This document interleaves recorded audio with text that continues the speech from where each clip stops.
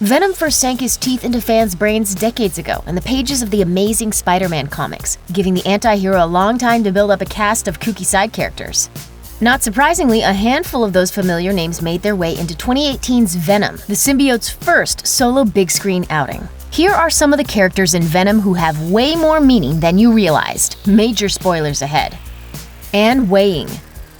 In Venom, Michelle Williams plays Anne Weying, Eddie Brock's fiancée, who dumps him after he snuck information about the Life Foundation out of her personal files and then accosted the Foundation's CEO, Carlton Drake, in an interview. The move gets both of them fired, and Weying breaks off their engagement. She later gets catapulted back into his life when Venom takes over her body so that she can carry him back to Eddie. For a few minutes, audiences were treated to a giant head-eating female Venom. That bizarre version of Venom comes straight out of the comic book miniseries Sinner Takes All. In that arc, Venom bonds with Anne to save her life after Anne gets shot. Later in the series, they pull the same trick to get out of a hostage situation, saving the day by way of perfectly planned body swapping. Carlton Drake. 2018's Venom saw Riz Ahmed channeling the prototypical bad guy in this character, Carlton Drake. He's an amoral scumbag who eventually gets a symbiote of his very own. He and Venom punch each other a lot, and then one of them explodes. In the comics, however, there's a bit more to this guy's story. Like many of Venom's adversaries, Carlton Drake was originally a Spider-Man villain. He and his nefarious Life Foundation first showed up in The Amazing Spider-Man number 298, and it only took him a few issues to throw an army of mutated monsters at Spidey. His big clash with Venom came in Venom Lethal Protector, which also served as one of the storylines Sony's Venom film was based on. In that series, Drake concocts a plan to steal 5 pieces of Venom and nurture them into his own symbiote super soldiers. He succeeds, creating Scream, Phage, Lasher, Agony, and Riot.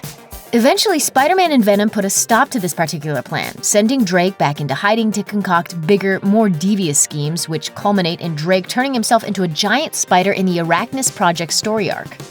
Roland Treece. He didn't have a lot going on in the movie, but Scott Hayes delivered a pretty good henchman as Roland Treece. Sure, he got his head eaten in the end, but it's the journey that counts. Unfortunately, in this case, that journey should have been a whole lot bigger. In his comics incarnation, Treece isn't a low-level thug who goes out to crummy apartments to retrieve his boss's lost aliens. He's an ultra-rich businessman who sits on the board of directors for the Life Foundation. Granted, he's still less of a threat to Venom than Drake, but it's Treece's master plan to demolish part of the city that sends Spidey and Venom running back to San Francisco for the final showdown in Lethal Protector. That's all fine. The Venom movie didn't need multiple masterminds for its crazy schemes, and there were already enough bad guys to go around. At least the movie didn't try to shoehorn in Venomsaurus Rex. Wait, who are we kidding? Venomsaurus Rex would have been the best addition to this movie. Scream. In the first act of the movie, we're introduced to some tanks of goo in the Life Foundation labs. Those are the symbiotes that Drake is trying to merge with human hosts, a project that goes disastrously wrong. If you paid close attention, you may have noticed that one of the symbiotes was distinctly yellow, which matches another distinctly yellow symbiote in the comics, Scream. In Venom Lethal Protector, Donna Diego was the human host for Scream, one of the 5 symbiotes created by Drake. She eventually obtained a measure of self-awareness and gained enough control over her symbiote to start hunting the other ones. Fans on the internet speculated that the EMT who bonds with the symbiote was, in fact, Donna Diego.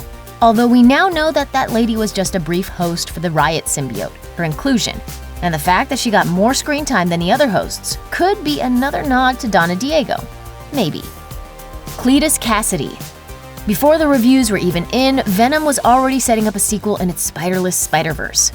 In the mid-credits scene, we see Woody Harrelson make an appearance as a red-haired psychopath in a prison cell who goes by the name Cletus Kasady. Comics fans should instantly recognize the name as the inmate who played host to Venom's son, Carnage. Kasady is gone. There is only Carnage! He may be Venom's son, but Carnage is stronger and a whole lot crazier than dear old dad.